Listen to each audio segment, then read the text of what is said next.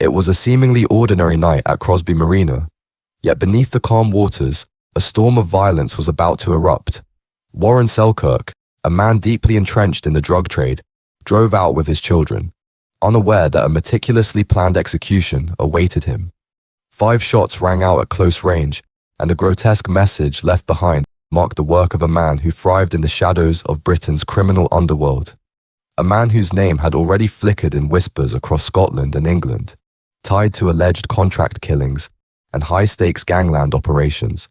By the end of that night, the landscape of organized crime would shift, and that act of calculated brutality would seal his reputation as both feared and infamous. This is the story of Ian McAteer, a figure whose crimes shocked a nation and left a lasting mark on the underworld. Welcome to Crime Pulse, where we cover factual accounts of Britain's criminal cases. If you're new here, please subscribe as we examine documented events from the underworld. Your support helps us continue providing these accounts. Leave a comment with your thoughts on this case. Ian Douglas McAteer was born in 1961 in Clydebank, a post-industrial town on the banks of the River Clyde, west of Glasgow. By the time he came of age, the town had long been shaped by shipbuilding and heavy engineering, industries that had sustained generations but were now in decline. Later journalistic profiles placed him against the backdrop of working-class Glasgow in the 1960s and 1970s, a world marked by pockets of poverty, unemployment, and crime. These observations, however, describe the region broadly, not McAteer's personal household. Public records do not identify his parents or siblings, nor is there documented information about his early behavior that might have prompted encounters with the law. Journalistic accounts written after his 2001 conviction occasionally suggested he grew up around crime, but these are broad generalizations. The first verifiable data point in McAteer's personal timeline emerges in his adulthood. He appeared in an official record connected to thefts and drug-related matters. Coverage surrounding his 1993 conviction for cocaine and ecstasy possession notes prior police dealings, but offers no specifics.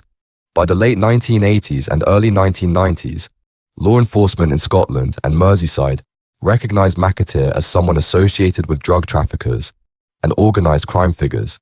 These associations form the earliest confirmed pattern in his life, not childhood circumstances, but his presence in criminal networks as a young adult. Within these networks, he forged connections spanning Glasgow, Liverpool, and Leicester, relationships that would later become central to investigations into his activities. He was known within Merseyside by the nickname Mad Jock, while some reports also refer to him as Little Hands, reflecting a combination of reputation and notoriety in criminal circles.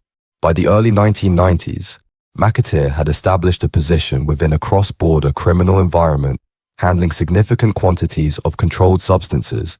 How he reached that point remains undocumented, leaving only the later criminal record as trace of his early adult life.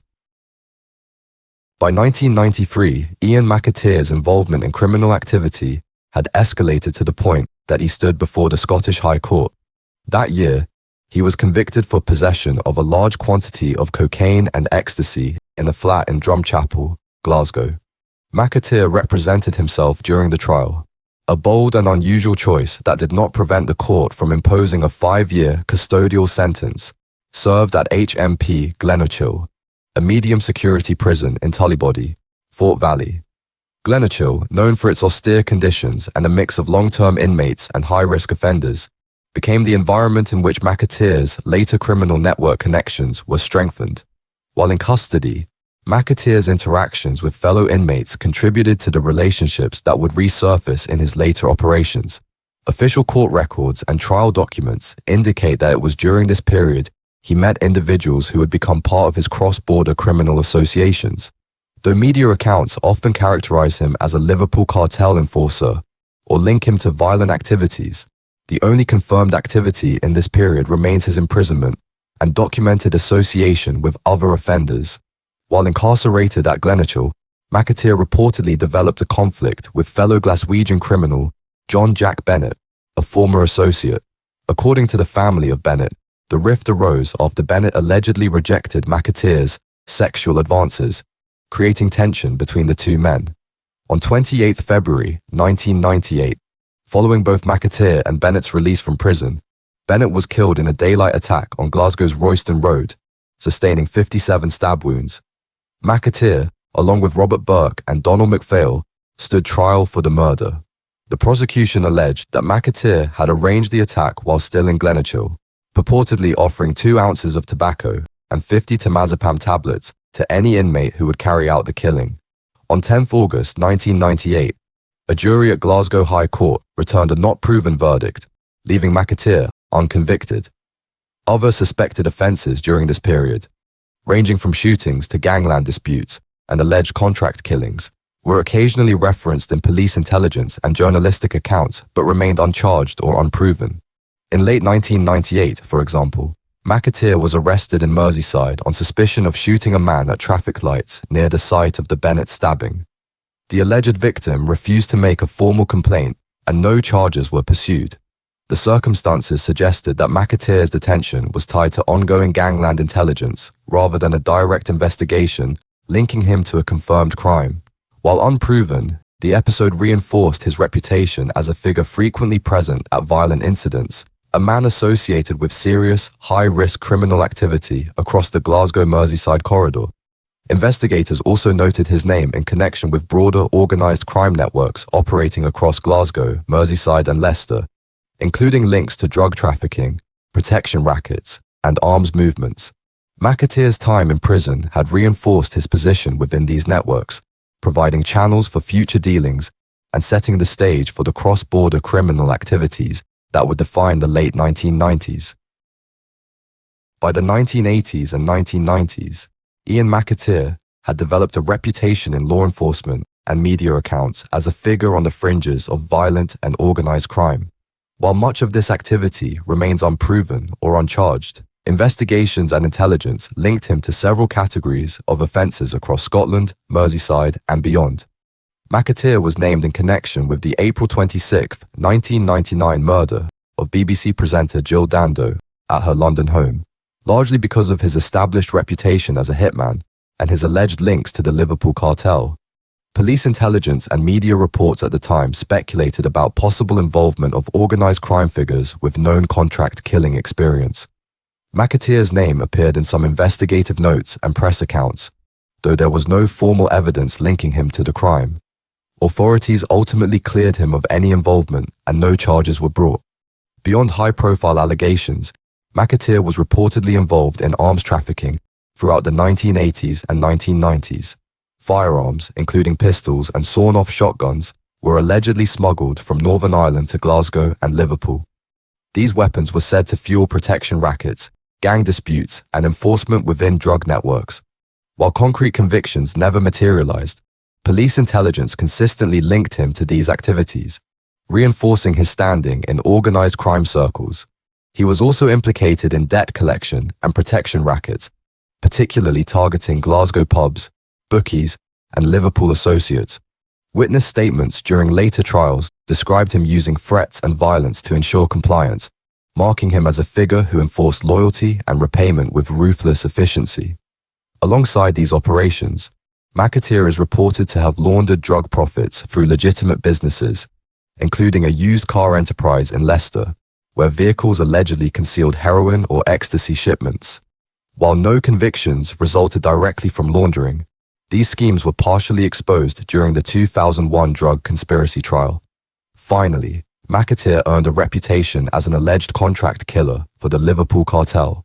Police memos and informant testimony suggest his involvement in multiple unsolved gangland murders throughout the 1990s, including shootings, garrotings, and violent retributions over turf disputes or internal conflicts. Though these allegations were never proven in court, they contributed to his fearsome reputation, portraying a man deeply entrenched in organized crime who could navigate, manipulate, and enforce a network that spanned cities and countries.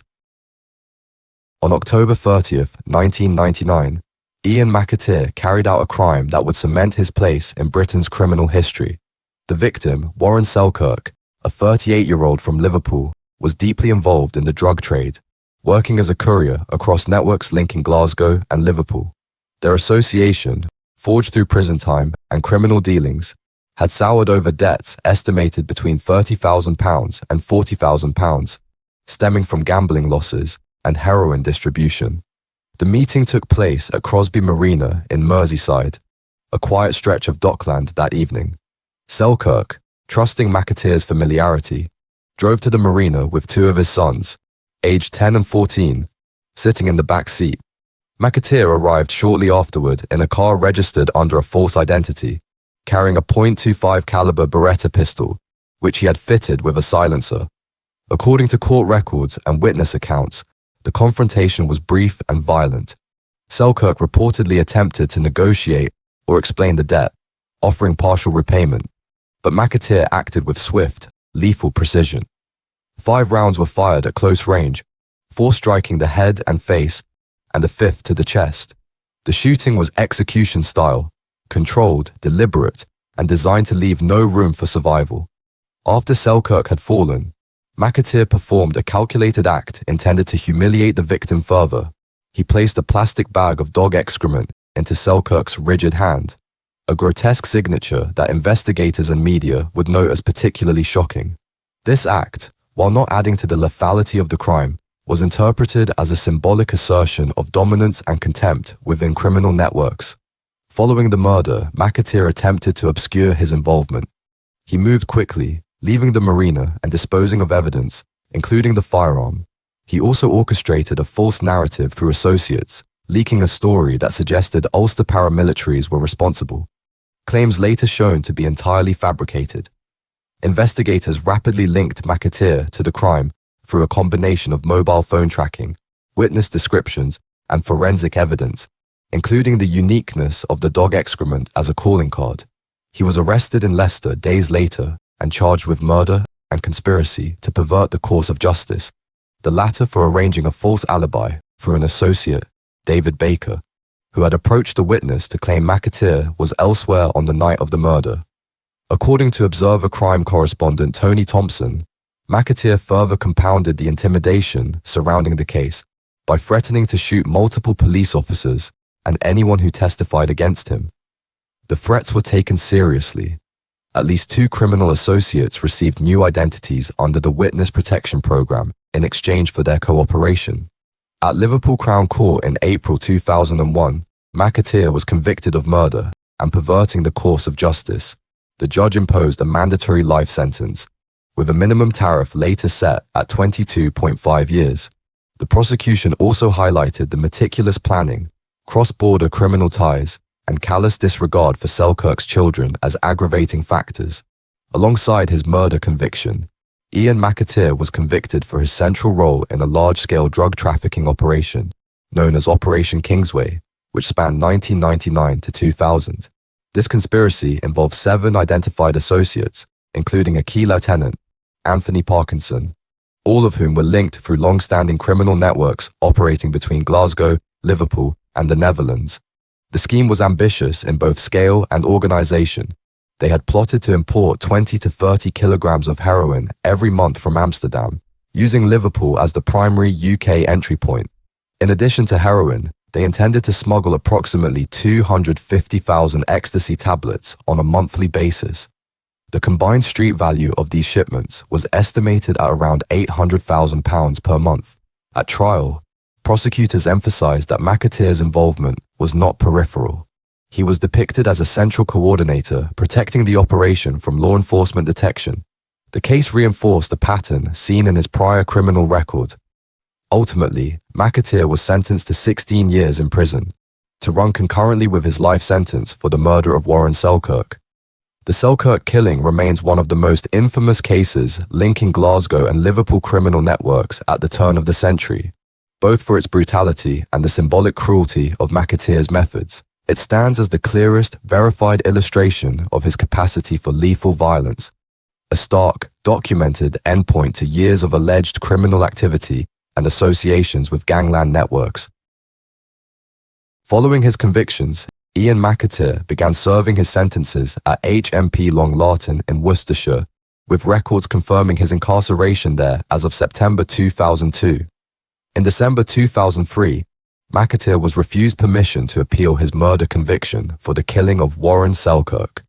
A subsequent 2006 review of the case at London's Royal Courts of Justice established a minimum tariff of 22.5 years, meaning McAteer would not be eligible for parole until this period had elapsed.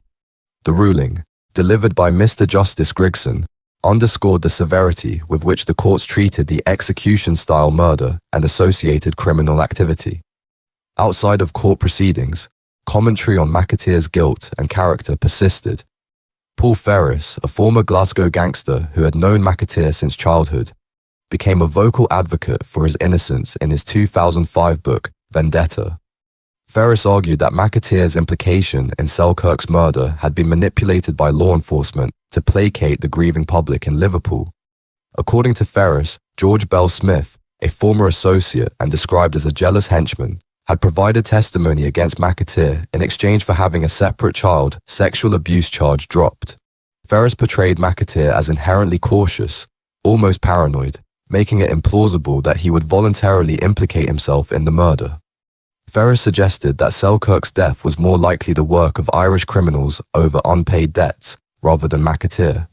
In interviews, he remained emphatic. It is common knowledge that McAteer did not do it.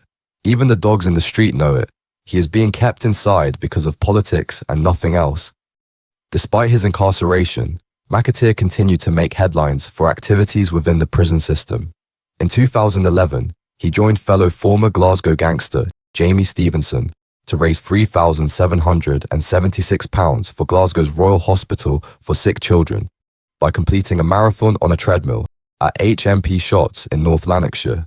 The event drew public attention and controversy. The sister of John Jack Bennett, whose murder McAteer had once been linked to but not convicted of, branded the fundraising effort a con, insisting that McAteer remained culpable for her brother's death. Ian McAteer's story is a complex weave of proven convictions and long-standing allegations, stretching across Glasgow, Liverpool, and beyond. From his early entanglement in cross-border drug networks to the execution-style killing of Warren Selkerk and his involvement in organized crime, McAteer's life exemplifies the murky intersection of fact, suspicion, and reputation in the criminal underworld.